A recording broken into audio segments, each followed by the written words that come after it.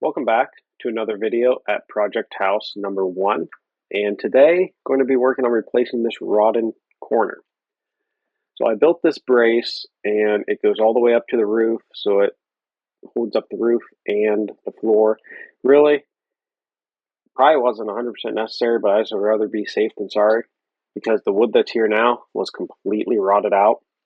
This was uncovered when we got the siding and got it gutted, but it was really rough. As you can see, it just crumbles apart. So clearly that wasn't holding any weight as it is.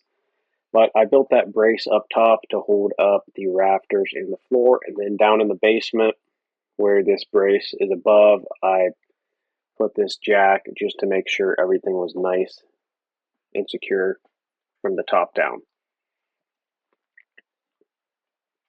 Now here, getting started, help from Logan today, getting some of the outside rot out. And what I did, I just cut this subfloor so I could take some of that out to expose a little more to see it a little better. Now this next part is going to be a little bit lighter because I had to run to the store and get some stuff. Basically, I just needed a 1x material to replace the Sill Plate. So now that that corner is almost completely out, I'm going to start measuring and replacing it little by little, and used a lot of tools doing this. It's nice to have a lot of different tools to use so you can get stuff done pretty efficiently. But I ended up just replacing this out little sections at a time. So everything's not one continuous piece, but that was a way I could safely do it and not risk the house falling over. And I had those supports there, so maybe I could have taken more out, but my main goal here was to rebuild the corner, and once the corner was rebuilt, then work my way out from it. And most of this video is going to be time-lapse. I didn't do a lot of regular filming here. It's pretty much exclusively time-lapse. At the end, I go over some issues I'm having with the contractor, but up until then, it's pretty much time-lapse until I break and kind of explain what's going on from the inside. So what I'm replacing here is the rim joist, and I actually ended up doubling that up so it could overlap the existing rim joist and tie into the rim joist I'm going to be putting on that right side. So I screwed them together at 1.5 inch difference so it would have enough to reach. So the new one coming from the other side could connect in and make a strong, stable connection. And then I just put a 2x4 as my bottom plate. And now I'm going to get started putting up the first corner in here, and it's just going to be a single 2x4. Going to make sure that's all level, good to go, and then go ahead and get that screwed in. And then once that's screwed in, I can start building more of this corner out. And this all went together pretty much seamlessly. There wasn't a lot of issues or surprises we ran into here, but I guess that's kind of what happens when you cut everything out and just start fresh. So this second one is going to be my king stud because I'm going to have a window, and the window is going to be 10 inches from the inside corner is where it's going to start. So that's going to be 13.5 inches from the outside corner. Now I'm just moving some of this down, getting that second rim joist in there. So this whole corner is nice and new. I wanted to make sure everything was level, everything's straight, everything's matching the existing the best I can. So we're not 100% square. We're slightly out of square, but that's just the way it's going to be because this foundation is slightly out. We might be 1/2 inch out over 10 feet. So it's not much. It's nothing I'm going to be too worried about. So we just match the existing there. And now I'm putting up a little support to the right of that existing window, between the window and the door, just to hold that up while we're working on getting the rest of this wall in. So now the double top plate's going up, and again, they're overlapping, so that's why it's staggered, so I can tie one into the next and have it be stronger than just a bunch of little pieces. And now this one I'm leveling now, that's also going to be the king stud for the window header. And we're getting that in place. And then this other one is just random, just to kind of give a little bit of support. But that's going to come out because there's going to be a 36-inch wide window on both sides of this corner eventually. So now I can just work on getting some more of this sheeting off and start working my way down to eventually get the rest of this window framed in. Luckily, a lot of this existing wood in the rest of the house, I think I'm going to be able to reuse. So I don't believe I'm going to have to reframe the entire house. It should just be this corner and then a little section in the kitchen. Now, I will have to do quite a bit of framing to get my window layout the way I want it, because I have it at this stage. I figure I might as well move my windows around where I want them instead of just trying to work with the existing, what they have now. And everything I'm doing is making this a lot more stronger, a lot more stable, a lot better overall.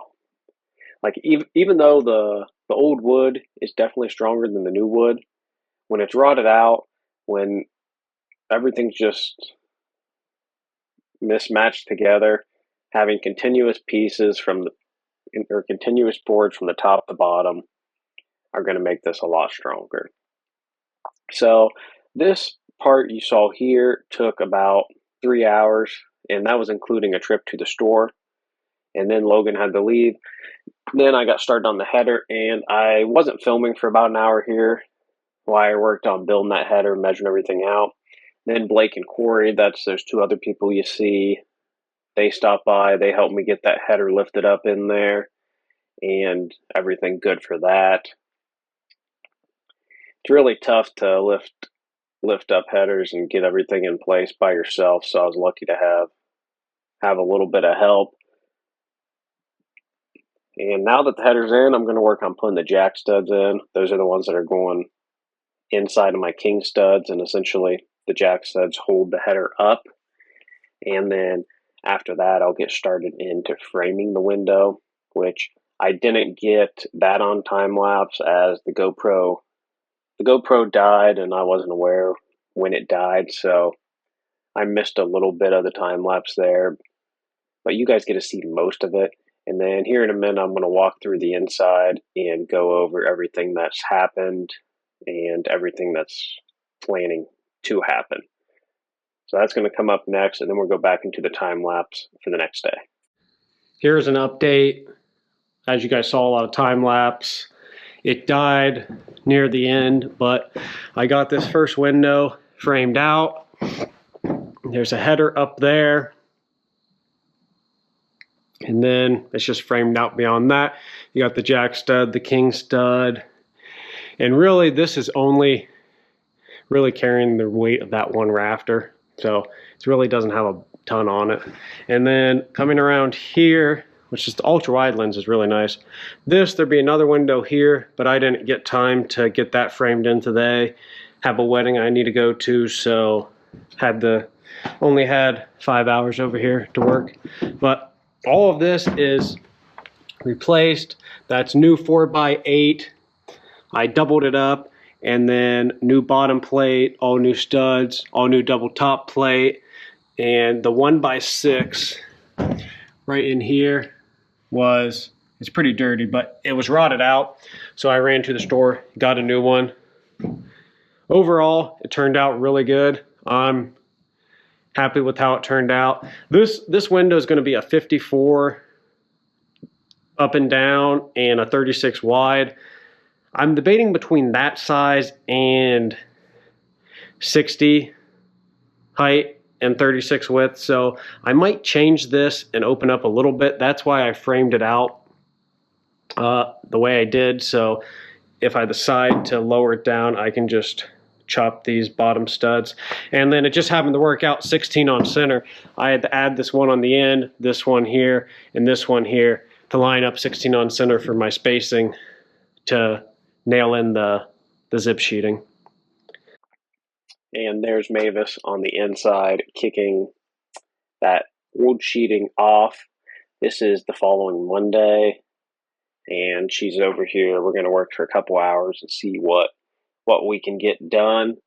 So what I'm doing is kind of finishing up, tightening up what was started on Saturday, just connecting the rafters to the new wall, adding some more screws and nails, getting everything tight up.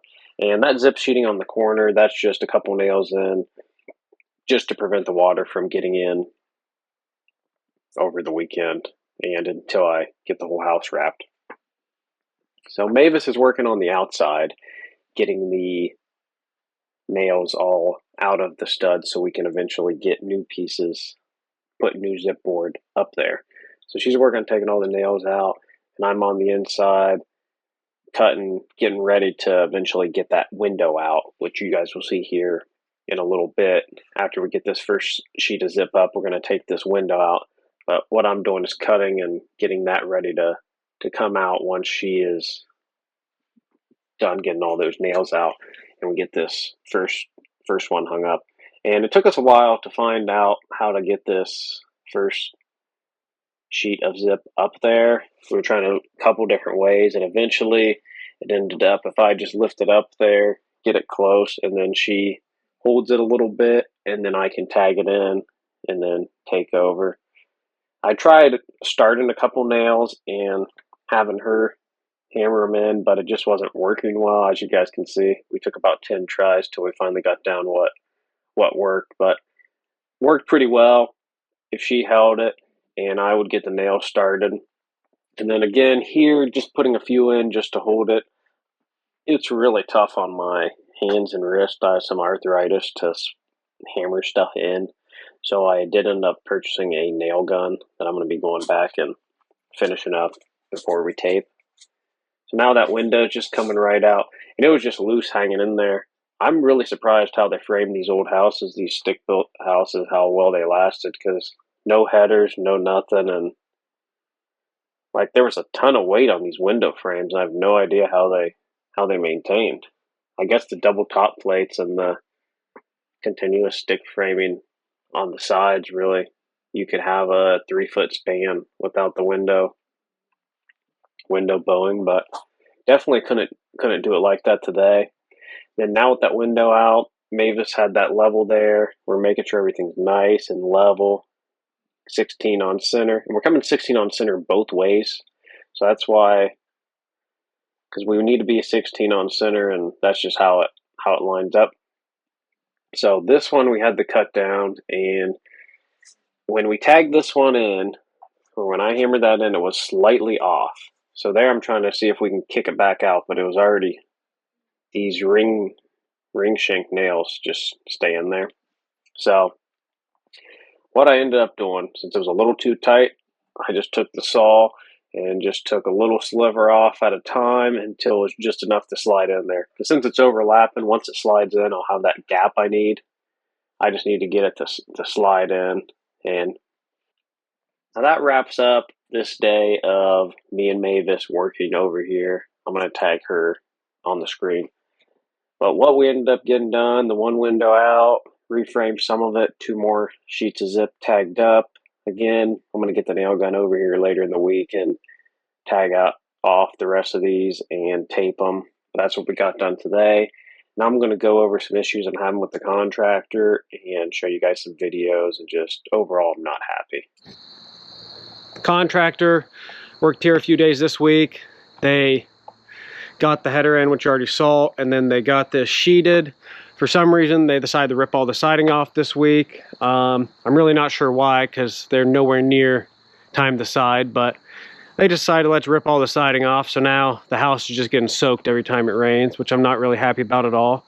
And then the zip system, it's pretty easy to put in, but I don't know if you guys can tell, but all of these nails are overdriven. Every single one is overdriven, and they just use regular interior nails. They're not exterior galvanized nail. So the heads on them are all rusting, and that's just consistent with it everywhere. They're way overdriven, and every single one is rusting. throughout this whole entire thing. I'm not happy at all. It's pretty much all gonna have to be redone. I really don't know why they don't just do it right the first time. It's like they just want to have to do everything multiple times. So the rest of the house, I'm gonna probably put the zip sheeting up myself because I don't want them to mess it up. But yeah, every single nail is overdriven.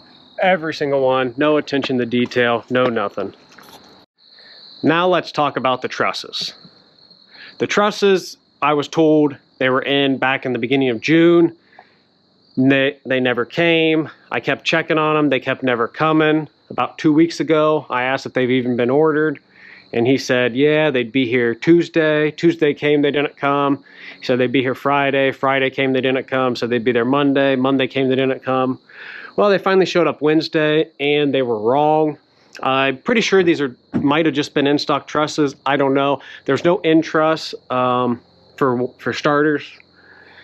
They're just all regular trusses. And then, like, there's no truss for the very end of the house.